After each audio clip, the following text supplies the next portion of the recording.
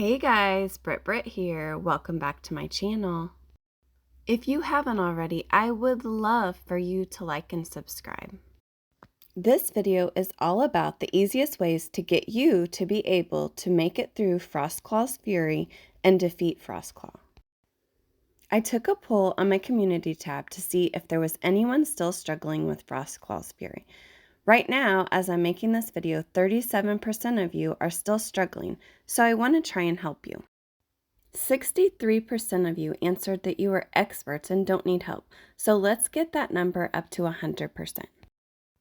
First off, I promise you that Frostclaw's Fury gets easier the more you do it, so just keep trying. Alright, so let's get started. How do you get to Frostclaw's Fury? You click on your taskboard on the left side of your screen, and then you push Go to the Frostclaw's Fury. Next, you're going to want to jump in one of the sleds, and then you're going to click on the Sit button. And then you are just going to wait for what seems like forever. Once you get to this screen and it says Search for Items, you're just going to make your way around. I like to go to the left and then click on all these cabinets or dressers that say Search. If you look up at the screen at the top part, it says items found, and right now it says 0 out of 8. And as you find your items like your apples or your ham or your sword or a hyperspeed potion, then it will show you, now it says 2 out of 8 items. So quickly move through this part and click on all the click on all the searches, make sure you click on all of them, and make sure by the end of it says that you've collected everything, so 8 out of 8 for this one. Sometimes there's 9 items.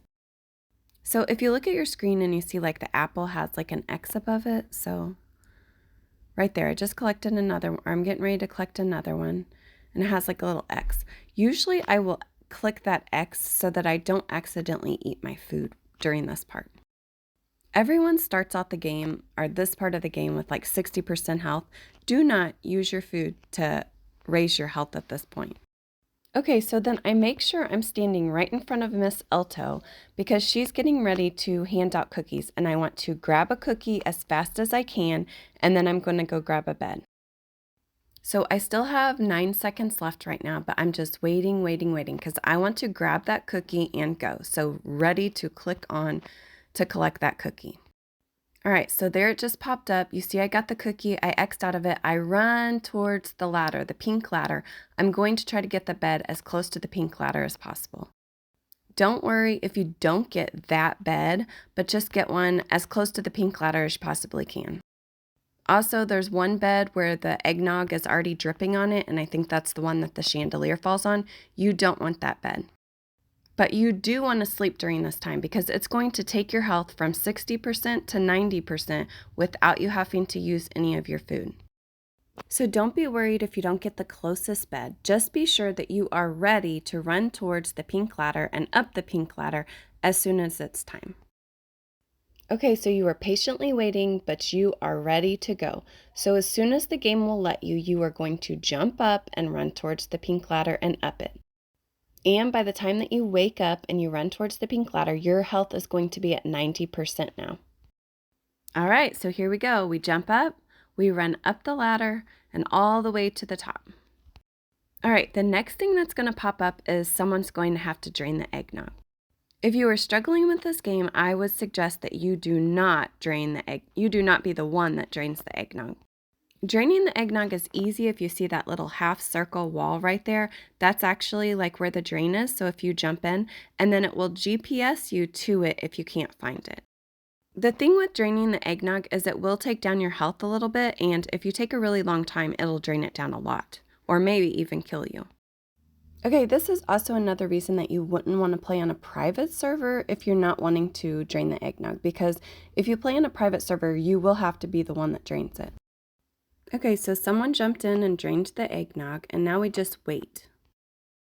All right, next you're going to have to make a choice of what you're going to buy at Thistlebeard's store. If you are really struggling with this game, getting through this game, you're probably going to want to buy a hyperspeed potion and some food. The hyperspeed potion is going to come in handy when you go down the hallway where the wall's moving towards you. If you don't struggle with that part of the game, then you don't need a hyperspeed potion. If you struggle with the rest of the game, you're probably going to just want to buy food so that you can make your health go up. Usually, if I didn't get a sword, I will buy a sword here. However, you absolutely don't need a sword, and if that is what continues to kill you throughout the game, you might just want to buy food. You use the sword to hit the snowmen or the snowball people, but you don't actually need a sword. You can just run away from them the whole time. So this is really a personal preference at the store, and you're just going to have to decide what exactly you want to buy. So if you watch, I didn't get a hyperspeed potion. I really struggle with that hallway. I do not know why. So I will buy a hyperspeed potion, and then I will use the rest of my snowballs to buy food. Okay, and then you are just going to wait again. So the next part that comes up is building the beds. So you just want to run over and pick up the boards and then help everybody build the beds. So I like to at least move one board to help build the beds, just in case that has to do with how many gingerbread I get at the end of the game. I've really noticed that it just seems like you all are working as a team, and so it doesn't really matter what task you do, everybody just gets the gingerbread for the team. And here's a big deal about the beds. People get really upset because you should only use the beds if you need to raise your health. So if you're at 100% health, you do not need to sleep in the bed. In fact, you should not sleep in the bed, and you should leave it for someone else so that they can raise their health during that time. So can everyone that keeps sleeping in the beds when they have 100% health, please stop. I know I'm not alone in thinking that. For the next part, you're going to need your sword out. You're going to use your sword to hit the snowmen and the snowball people that are running around. However, if you struggle with that part and your health always goes down because you always get stuck in the circles with them, then you should absolutely not get your sword out, and you should just run around when the snowmen and the snowball people are chasing after you. You can totally just run away from them, and I would suggest that you run towards the people that have the swords. I know it seems really difficult for me to hit the snowmen and the snowball people or whatever they are that are chasing me, but it's way easier for me to get the ones that are after someone else. So you want to avoid being in the circle when it completely fills up with red. So if you look on the screen, I'm running away from the snowmen that are chasing me, and I'm trying to hit the ones that are after somebody else. I also try to run towards people that seem to be hitting the snowmen and the snowball people so that they can help me out. So again, I've told you guys that I really struggle with the hallway. The hallway comes up after this task. So before the end of this part of the game, if you look at the clock, there's 53 seconds left. I try to make sure that my health is full up before I leave this part of the game. So before that timer is going to go down, I'm going to try to get my health up. So I'm going to try to eat something just to get my health up for the next part of the game. Okay, so be watching the clock, because as soon as it gets down, as soon as that hinge door opens on the floor, you want to jump down there. I suggest jumping down as soon as it pops up, because otherwise the snowmen end up just chasing you if you're the only one left up above. Here's the hallway where the wall moves towards you. This part I really struggle with. I don't know about you guys. You probably think I'm ridiculous. I'm just really bad at obbies. But this is the part where you want to drink your hyperspeed potion. So if you look, that's what I just did. Then you're going to run down the hall. You're going to avoid the spiky things. And you're also going to avoid the glowing eggnog or whatever it is that's coming out of the ground. Honestly, I'm so awful at this part. I'm getting a little bit better, but I'm pretty bad. But I've just found that as long as I just keep moving forward and running and jumping, you just saw I ran through the whole eggnog, but my health was high enough that it didn't take me down or kill me. So that's why it's really important, if you struggle with that part, that you get your health up before you come to the hallway. Oh, this is the most exciting part of the game. Did you get an egg? I'm just wandering around the room to try to see, is the egg going to pop out? Because sometimes it just takes it a little bit to pop out. So I did not get an egg, so that's super disappointing. So what I've started doing at this point in the game, if I don't get an egg, I just stand out in the middle of the room and I let Frostclaw kill me. And the reason for that is, if I exit the game, I don't get my gingerbread. But if Frostclaw takes me down, takes my health down to 0, and he kills me, then I get at least half the gingerbread that I was going to get if I was going to finish the game. Yeah, I don't know. I just want to jump back in and play another game to see if I got an egg. So that's why I just don't finish it out if I didn't get an egg. But you do want to wait until this part on the ground, like the little rectangles, start going green or red or whatever. You want to wait till it gets to that part in the game because I've seen the egg pop out a little bit later, so it doesn't pop out as soon as I come in the room. You certainly don't want to miss an egg. Okay, so I finished this one out just so I could show you guys like how to play. So there's these rectangles on the ground. They turn green. As long as they're green, you're safe. And then as soon as they turn red like that, you want to run over to the next one. And you want to be following Santa's lead. So you want to be like right behind Santa so you can jump in because he always like lifts the beds. I keep calling them beds, but I guess they're bookshelves. But anyways, you want to just follow Santa during that part. Most of the time, I wish Santa would hurry up because I always feel like he takes like a really long time during that part.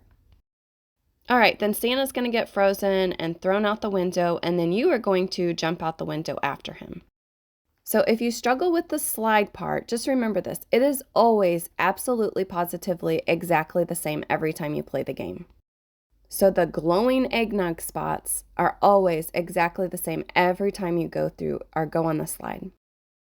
Another little trick for that part is that you can watch, like as you're going down the slide, you can watch ahead of you and you can kind of see the glowing spots like from underneath. And so that helps you to know like what's coming up. If you really struggle with this part, I would suggest making sure that you get your health up before you go on the slide. So if you're watching this, again, it's always exactly the same and you can see the slide from underneath, and so you can see where the spots are that are coming up. And like I said before, I promise you that every time you play, it gets a little bit easier. For this next part, again, you want to have your sword out just in case. Unless you're really struggling, then put your sword away and don't worry about it. So with this whole part, this whole rest of the game, all you're going to do is avoid red on the ground. So all you have to focus on is just get out of the red circles. And if Frostclaw starts blowing the red on the ground, then you just need to get out of the way, and then he always moves counterclockwise. So you're always going counterclockwise, like you're always running counterclockwise at that part. And if the snowmen and the snowball people come out, again, just avoid the red circles and just run away from them.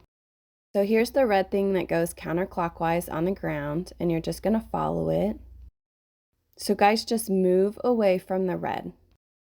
When Frostclaw moves over to one of the platform things or whatever, that would be the best time to get your health up by eating some food. This part takes forever, so worth it if you get an egg at the end, but for me, not so worth it if I don't. Guys, I hope I've been helpful to those of you that are really struggling with Frostclaw's Fury. If you have any questions, please just comment below and let me know, and I'll try to answer them to help you. And then I just want to say good luck. Good luck getting eggs, guys. Bye. Until next time.